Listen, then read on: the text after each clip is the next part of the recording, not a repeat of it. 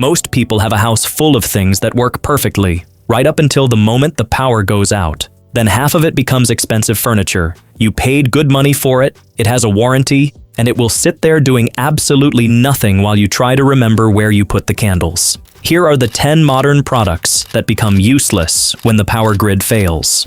Product number 10. The smart home system. The smart home was supposed to be the future. Your lights, your locks, your thermostat, your security cameras, your doorbell, your appliances, all of it connected, all of it controllable from your phone, all of it talking to each other in one seamless, intelligent ecosystem. Companies like Google, Amazon, and Apple spent the better part of the last decade convincing millions of people to wire their homes with this technology. By 2023, the global smart home market was valued at over $80 billion.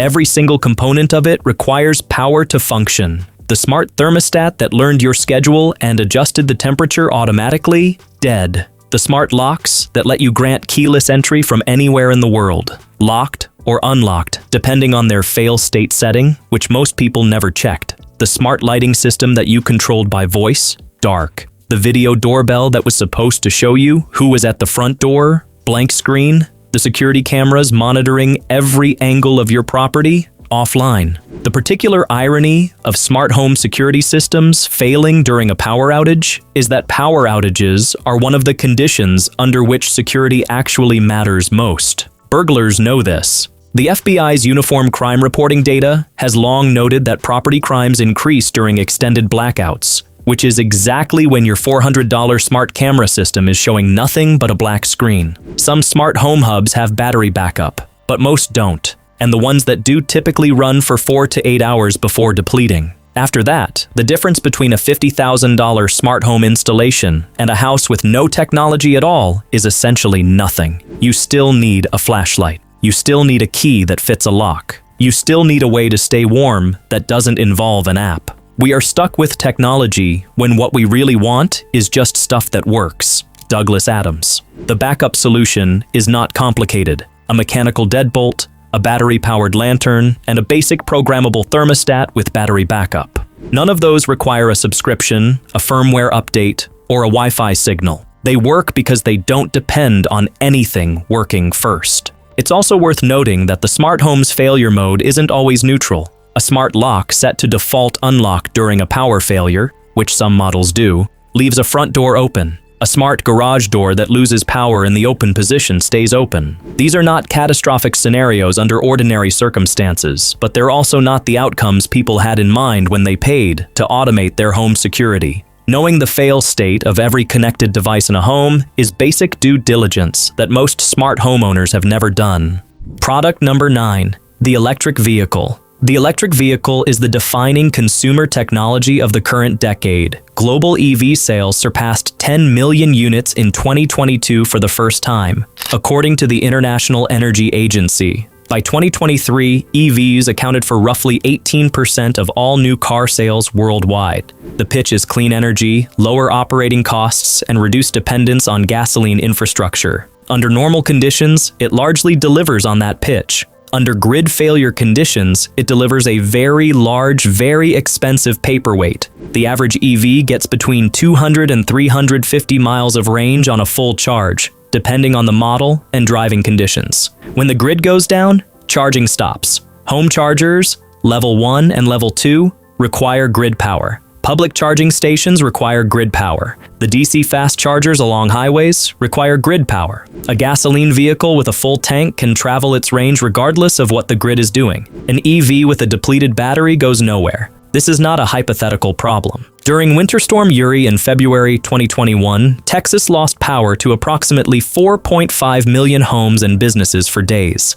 Temperatures dropped to historic lows. EV owners who had not anticipated an extended outage found themselves unable to charge, and in sub-freezing temperatures, EV battery range drops significantly. Cold weather lithium-ion battery degradation is well documented. At 20 degrees Fahrenheit, many EVs lose 20 to 40% of their rated range. At lower temperatures, the loss is greater. The same storm that cut the power also cut the ability to use the vehicles that depended on it. A gasoline car in the same scenario, even an inefficient one, could be driven to a warming center, loaded with supplies, or used to transport people, as long as it had fuel in the tank. There are hybrid solutions. Plug-in hybrids maintain a gasoline engine alongside the electric drivetrain, and some newer EV models offer vehicle-to-home (V2H) power export capability, which allows the car's battery to power a house. Ford's F-150 Lightning, for instance, can supply up to 9.6 kilowatts of power to a home through its ProPower onboard system. That's a genuine emergency capability, but it's the exception, not the standard, and it still depletes eventually. The lesson is not that EVs are bad technology. Under normal conditions, for most daily use, they work well. The lesson is that any single-source energy dependency, whether it's a gas-only vehicle during a fuel shortage or an EV during a grid failure, creates a vulnerability that most people don't think about until it's relevant. Product number 8. The digital thermostat and HVAC system. Modern heating and cooling systems are almost entirely dependent on electricity, even when they burn natural gas or propane as their primary fuel. The furnace ignition is electric. The blower fan is electric. The control board is electric. The digital thermostat, even one running on AA batteries, communicates with a system that requires line voltage to operate. In a winter power outage, this means a gas furnace stops working. The gas is still flowing. The burner is still capable of producing heat. But without the electric ignition, the electric blower, and the electric control board, none of that matters. The furnace sits idle while the house temperature drops. The Northeast blackout of 2003, the largest power outage in North American history at the time, affecting approximately 55 million people across the US and Canada on August 14th, occurred in summer, which limited the immediate heating concern. But extended winter outages are a different calculation entirely.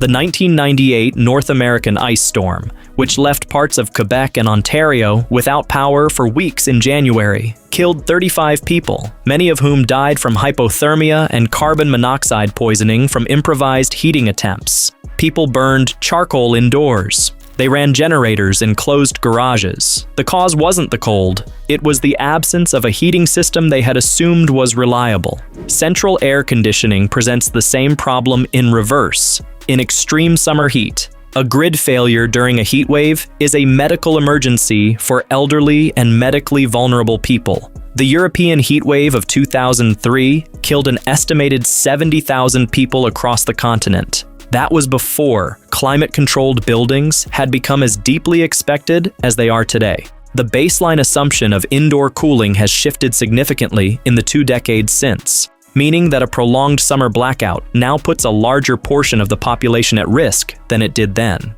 The practical alternatives, wood stoves, propane heaters with proper ventilation, passive solar design, all work without the grid. None of them are compatible with a thermostat app. Product number 7, the home security system. The modern home security system is a layered technology product. Motion sensors, door and window contacts, glass break detectors, indoor cameras, outdoor cameras, a central control panel, a cellular communicator, a monitoring center connection, and a smartphone app. Under normal conditions, it's a genuinely capable system. Most systems include a battery backup, typically a 12-volt sealed lead-acid battery inside the main panel, designed to keep the system running during a power outage. The standard backup duration advertised by most major security companies is 4 to 8 hours. After that, the panel goes dark. ADT, one of the largest home security providers in the United States, publicly states that its systems include battery backup capable of providing power for several hours. Ring Alarm's base station includes a backup battery rated for approximately 24 hours under normal usage. Simply Safe claims up to 24 hours of backup on its base station as well. These are meaningful durations for a brief outage. For an extended grid failure, the kind that follows a major storm, infrastructure attack, or natural disaster, 24 hours is the beginning of the problem, not the end of it. The monitoring center itself requires power. If the monitoring center's own generators fail, or if cellular networks become congested or damaged, as they routinely do during major disasters, the connection between your panel and the monitoring center breaks regardless of how much battery backup your panel has. After Hurricane Katrina in August 2005, cellular networks in New Orleans and surrounding areas were disrupted for days. The monitoring centers that relied on those networks were effectively unreachable. What works when the grid fails and the cellular network is congested? A dog, a mechanical lock, reinforced door frames, and neighbors who know each other. None of those require a subscription. Product number 6, the Internet router and all connected devices. The Internet router is the hub of the modern household in a way that nothing else quite matches. Every device that depends on it, and in a contemporary home, that list is long, stops functioning the moment the router loses power. The router itself draws relatively little power, typically between 5 and 20 watts. A small UPS, uninterruptible power supply, can keep a router and modem running for several hours on battery, but the internet service itself, the signal coming into your home from your ISP, depends on infrastructure that also requires power. Fiber optic network nodes, cable head-end equipment, and DSL central offices all need power. Most have generator backup, but that backup has limits. During extended outages, ISP infrastructure can fail, even when individual homes have battery-powered routers sitting ready. The practical consequences spread further than most people anticipate. Smart TVs become large, non-functional screens. Streaming services, Netflix, Hulu, Amazon Prime, Disney Plus, require internet connectivity and serve no content offline unless previously downloaded. Voice assistants, Alexa, Google Home, Siri on a HomePod, require internet connectivity to process most commands. Cloud-based storage means that documents, photos, and files stored exclusively online become inaccessible. Navigation apps that rely on real-time map data degrade significantly without connectivity, though GPS satellite positioning itself doesn't require the internet and continues to function. The smartphone is a partial exception. It has its own battery and can connect to cellular networks independently of home Wi-Fi. But cellular networks face their own vulnerabilities during grid failures. The FCC requires that cell towers maintain backup power for a minimum of 8 hours. After that, towers begin going dark. During Hurricane Sandy in October 2012, approximately 25% of cell towers in the affected region went offline. In the hardest hit areas, the figure was considerably higher. The internet is the world's largest library. It's just that all the books are on the floor. John Allen Paulos. The offline alternative is straightforward and underused, a battery-powered AM/FM radio. During every major disaster in recent American history, September 11th, Hurricane Katrina, Superstorm Sandy, the 2003 Northeast blackout, emergency managers have cited battery-powered radio as the most reliable communication tool available to civilians when digital infrastructure failed. It requires no internet, no Wi-Fi, no cellular signal, and no subscription. It has one job, and it does it regardless of what the grid is doing. Product number 5, the electric stove and oven. The electric range is the standard cooking appliance in most American homes. According to the U.S. Energy Information Administration's 2020 Residential Energy Consumption Survey, approximately 60% of U.S. households cook with electricity. No power means no cooking. That's the entirety of the analysis, and it requires very little elaboration. What makes it worth dwelling on is the cascade effect. The electric stove doesn't just fail on its own, it takes with it the ability to boil water for purification, to heat food that requires cooking to be safe, to sterilize containers, and to prepare the stored staples, rice, beans, lentils, that most emergency food reserves depend on. A 50-pound bucket of white rice is an excellent caloric reserve. It's also completely inedible without the ability to boil water for 20 minutes. Gas stoves present a partial exception. A gas range with a standing pilot light, increasingly rare in modern appliances, will continue to operate without electricity. A gas range with electronic ignition requires electricity for the igniter, but can be lit manually with a match or lighter. The burners work. The oven, however, typically requires electricity for the control board, and oven ignition even on gas models, meaning you may be able to use the stovetop, but not the oven. Induction cooktops are entirely electric and go down with the grid without exception.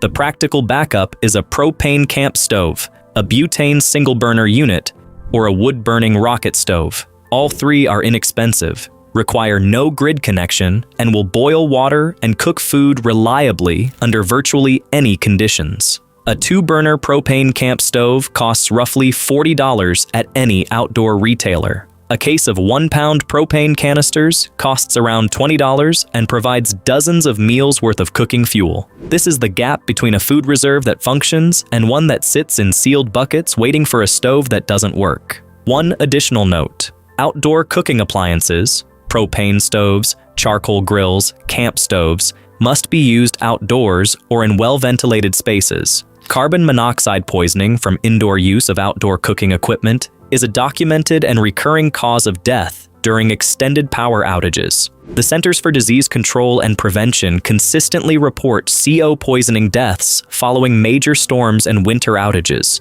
almost always traceable to propane or charcoal equipment used inside closed structures. The stove works. The ventilation requirement is non-negotiable. Product number 4, the electric water pump and municipal water supply. Most people in developed countries have no idea where their water comes from beyond the tap.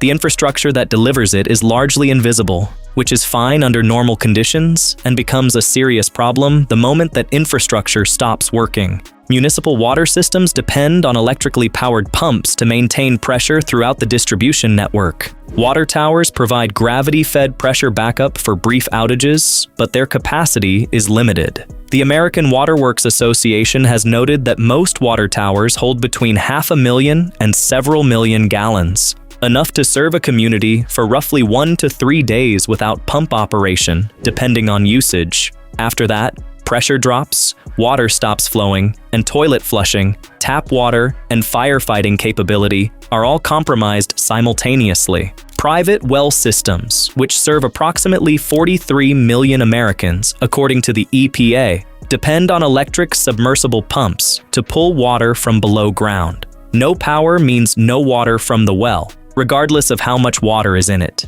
The well itself is fine. The pump that reaches it isn't. During the 2021 Texas winter storm, multiple water treatment facilities lost power and subsequently lost the ability to maintain system pressure. Over 12 million Texans lost water access during the event, in some cases for days. Burst pipes from freezing temperatures compounded the problem. A state with 29 million people had a significant portion of its population without running water in the middle of winter. The manual alternative is as old as civilization: a hand pump, a stored water supply, or proximity to a natural water source. FEMA recommends storing 1 gallon of water per person per day for emergency use, with a minimum 2-week supply. For a family of 4, that's 56 gallons, achievable with 7 standard 8-gallon water storage containers at roughly $15 each. A hand pump retrofitted to an existing well, available from several manufacturers for $200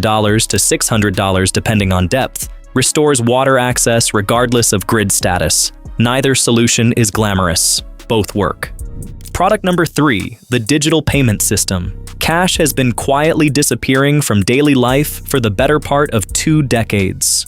Contactless payment, tap-to-pay cards, mobile wallets like Apple Pay and Google Pay, Venmo, Zelle, PayPal. The infrastructure of modern financial transactions is almost entirely digital, and digital infrastructure requires power and network connectivity to function. Point-of-sale terminals require power. Card readers require power. ATMs require power. Bank branch systems require power. The payment processing networks that connect your card to your bank account require power. When the grid fails, none of these systems work.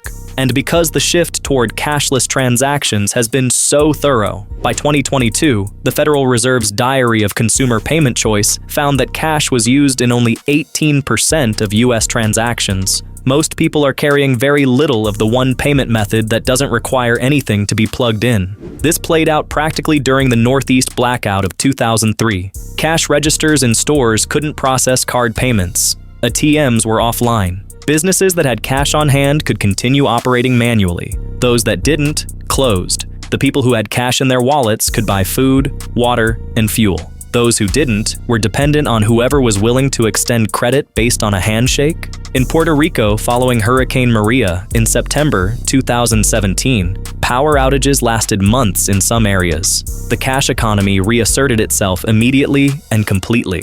Digital payment infrastructure was irrelevant for significant portions of the population for an extended period. The lesson was the same one the 2003 blackout had already provided. In a grid failure, cash is functional and digital payment is not. The recommendation from financial preparedness experts is consistent. Keep a minimum of $200 to $500 in small bills at home. Small denominations matter. A store operating manually in a crisis may not have change for a $100 bill. 20s, 10s, and 5s are universally negotiable in a way that large bills are not. There's also a price gouging dimension worth knowing about. During declared emergencies, most U.S. states have laws prohibiting excessive price increases on essential goods. But those laws apply to businesses operating legally.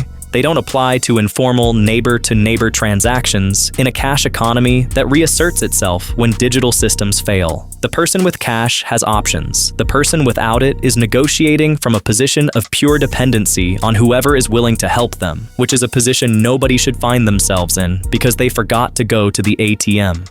Product number 2, the home medical device ecosystem. This one carries the most serious consequences of anything on this list, and it gets the least attention in general preparedness discussions. Approximately 3 million Americans depend on electrically powered home medical devices to manage chronic conditions. CPAP and BiPAP machines for sleep apnea and respiratory conditions, home oxygen concentrators for COPD patients, electric nebulizers for asthma management, insulin storage in electric refrigerators, insulin degrades at temperatures above 77 degrees Fahrenheit, and opened vials have a room temperature shelf life of approximately 28 to 56 days, depending on type, but that assumes room temperature, not the 90+ degree interior of a house during a summer grid failure. Home dialysis machines, powered wheelchairs, and mobility scooters. In the United States, the number of Medicare beneficiaries using home oxygen equipment alone exceeded 1.4 million as of recent CMS data. Each of those individuals depends on an electric device to breathe adequately at home. The consequences of grid failure for this population are not inconvenience, they are medical emergency. After Hurricane Sandy in October 2012, at least 22 people in New York and New Jersey died in the immediate aftermath from causes directly related to medical power dependencies. Oxygen equipment that stopped working, elevators that couldn't function in high-rise buildings, stranding people in wheelchairs on upper floors, and medication that was not properly stored during the outage. FEMA maintains a special needs registry in some jurisdictions, allowing people with medical power dependencies to pre-register for priority welfare checks during emergencies. Most people eligible for it have never heard of it. Utility companies in most states maintain their own medical baseline and life support programs that provide priority restoration and sometimes generator loan programs for customers with documented medical power dependencies. Enrollment in these programs requires a doctor's certification and is not automatic. It requires actively signing up, which most qualifying households have not done. Battery backup units, UPS systems, and portable power stations like the Jackery or EcoFlow product lines provide temporary bridging power for lower draw medical devices. A CPAP machine typically draws 30 to 60 watts and can run for 8 to 20 hours on a reasonably sized portable power station. That's a meaningful buffer. For higher draw devices like oxygen concentrators, which draw 150 to 600 watts, battery backup is more limited and more expensive. None of these are substitutes for generator power in an extended outage. They're bridges, but for many patients, a bridge of 12 to 24 hours is the difference between managing the situation and a 911 call. The art of medicine consists of amusing the patient while nature cures the disease. Voltaire. That quote was written in the 18th century, before electricity existed as a medical dependency. The patients who depended on nature then had no other option. The patients who depend on electricity now have a very specific vulnerability that previous generations simply did not. Product number 1, the modern refrigerator and freezer. The refrigerator is so foundational to modern food storage that most people have stopped thinking of it as a technology at all. It's just the thing that keeps food cold. It has been in virtually every American kitchen since the 1950s, and the food system built around it, fresh meat, dairy, produce, leftovers, assumes it is always working. The FDA recommends that refrigerators maintain a temperature at or below 40 degrees Fahrenheit for food safety. A full refrigerator, kept closed, will maintain safe temperatures for approximately 4 hours after power loss. A full freezer maintains safe temperatures for approximately 24 to 48 hours. Longer if full, shorter if partially empty, because the frozen mass itself acts as a thermal buffer. A refrigerator that is only half full will warm faster than one that is packed, because air warms more quickly than food mass. The numbers matter because they define the decision window. In the first 4 hours of a power outage, refrigerated food is still safe.